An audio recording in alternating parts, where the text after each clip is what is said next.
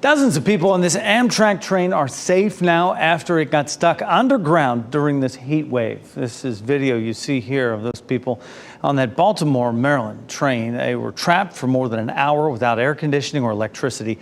Tara Lynch talked with passengers after they made it to their final destination.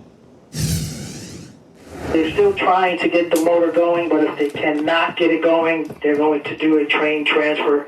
Shortly after leaving Baltimore-Penn Station, the Amtrak Northeast Regional 94 train slowly came to a halt in a tunnel.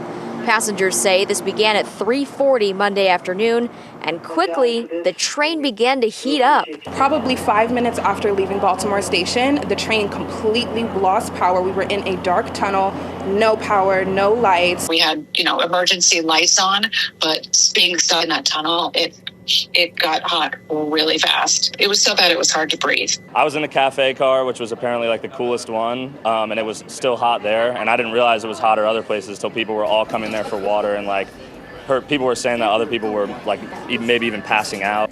Laura Evans tells us water and snacks were passed out after nearly 30 minutes underground. Each person has to come up and get their own bottle of water. So there was a woman who ran up to the cafe car and she said, there was an elderly lady who tried to get up to come and get water, but she fell. And she was saying, can I get a water bottle for her? This wasn't the first time the train lost power either.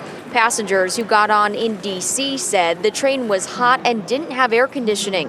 Destiny Thompson says the train lost power and stopped for nearly 40 minutes between Fredericksburg, Virginia and Washington, D.C. You would think that they would have let us go probably the first time it lost power for the first 30 to 40 minutes, but no, they kept us on. Nobody was really communicating much of anything.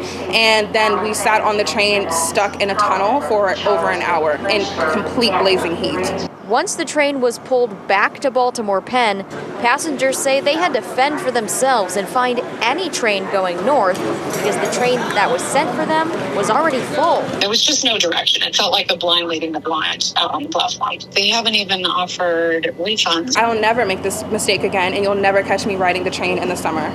Amtrak says passengers were provided train service to their final destination, and the 94 train is back up and running on a 4-hour delay.